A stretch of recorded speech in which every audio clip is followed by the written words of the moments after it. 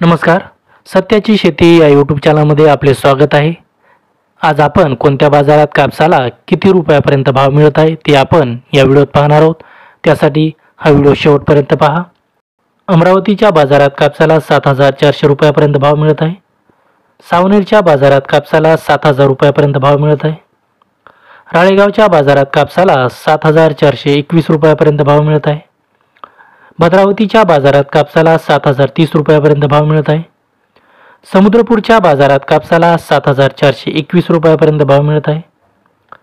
वर्धाच्या बाजारात कापसाला 7,150 रुपयापर्यंत भाव मिळत आहे.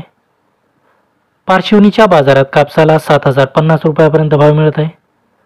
मारेगावच्या बाजारात कापसाला 7,421 रुपयापर्यंत भाव मिळत आहे. घाटंजीच्या बाजारात कापसाला 7,100 रुपयापर्यंत भाव मिळत आहे. उमरेडच्या बाजारात कापसाला 7,000 रुपयापर्यंत भाव मिळत आहे. मानवतच्या बाजारात कापसाला 7,260 रुपयापर्यंत भाव मिळत आहे. देऊळगाव राज्याच्या बाजारात कापसाला 7,150 रुपयापर्यंत भाव मिळत आहे. वरोराच्या बाजारात कापसाला 7,100 रुपयापर्यंत भाव मिळत आहे. काटोलच्या बाजारात कापसाला 7,000 रुपयापर्यंत भाव मिळत आहे. सेलूच्या बाजारात कापसाला 7,265 रुपयापर्यंत भाव मिळत आहे. यावलच्या बाजारात कापसाला 6,820 रुपयापर्यंत भाव मिळत आहे.